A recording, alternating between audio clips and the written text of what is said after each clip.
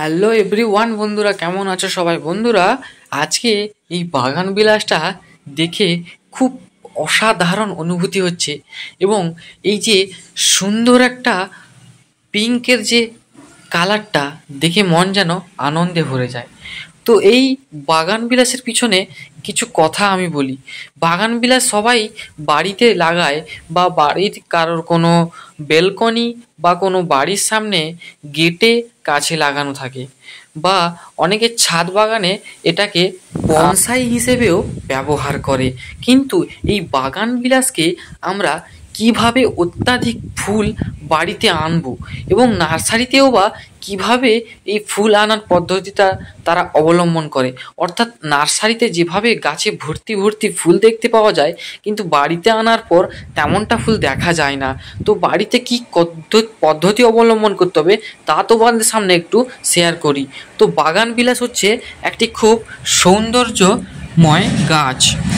ডালগুলোকে pruning করার পর দেখতে পাচ্ছ এত পরিমাণ ফুল এসছে এবং প্রচুর ডাল বেরিয়েছে। উপায় বা প্রুনিং করার যে ফলাফল তোমরা দেখতেই পাচ্ছ, হাতে নাতে দেখতে পাচ্ছ। আমি সব গাছ মানে সব ডালগুলোকেই প্রুনিং করে দিয়েছিলাম, আগার অংশগুলো, যাতে গাছগুলোর আর বাড়তে না পারে।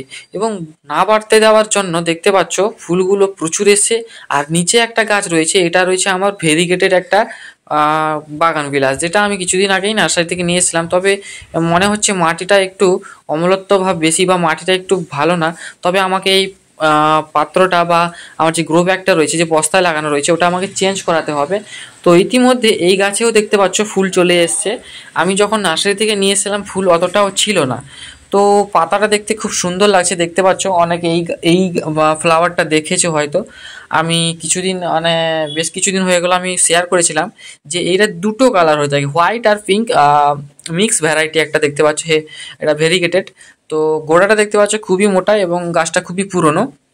তো এটা দেখেই আমি এনেছিলাম। এরপর যেটা দেখতে পাচ্ছ, আমার পুরনো যে পিঙ্ক কালারের যে বাগান বিলাস বা বোগেনভিলিয়া, এই বোগেনভিলিয়ার গাছটা দেখতে পাচ্ছ কত সুন্দর। এবং গাছে ফুল শেষ হওয়ার মাত্রই আমি প্রুনিং করে দিয়েছিলাম, এবং প্রুনিং করার পর দেখতে পাচ্ছ আবার গাছ পুনরায় ফুলে ভর্তি হয়ে গেছে। তো এইভাবে গাছকে ফুল আনার খুবই সহজ পদ্ধতি।